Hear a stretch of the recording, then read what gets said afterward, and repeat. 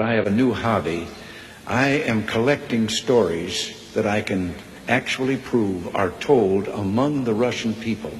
They make them up themselves, they tell them between themselves, reveals they got a great sense of humor, and they've also got a little cynical attitude about things in their country.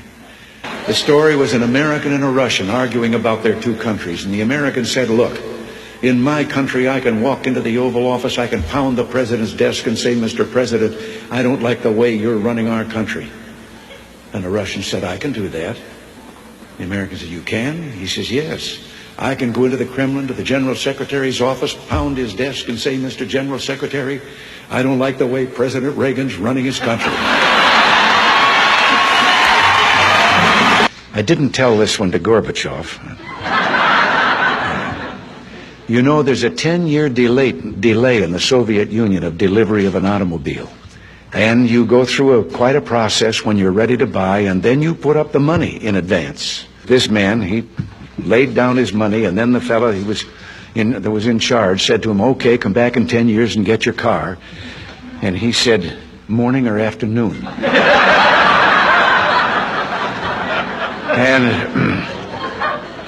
And the fellow behind the counter said, well, 10 years from now, what difference does it make? And he said, well, the plumber's coming in the morning. Less than one family out of 7 in the Soviet Union owns an automobile. Most of the automobiles are driven by the bureaucrats. So an order went out one day to the police that anyone caught speeding, anyone, no matter who, gets a ticket. Well, Gorbachev came out of his country home, his dacha. He was late getting to the Kremlin. There was his limousine and driver waiting. He told the driver to get in the back seat, he'd drive, and down the road he went.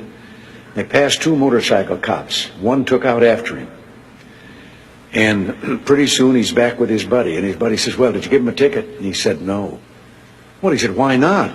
Oh, he said, it's too important. Well, he said, we're told to give anybody a ticket, no matter who it is. Oh, he said, no, this one was, I could. Well, he said, who was it? He said, I couldn't recognize him. But his driver was Gorbachev. One of the heads of state that I met with on this visit told me the story about the 2 fellows in the Soviet Union that were walking down the street, and the one of them says, have we really achieved full communism? Is this it? Is this now full communism? And the other one said, oh, hell no, things are going to get a lot worse.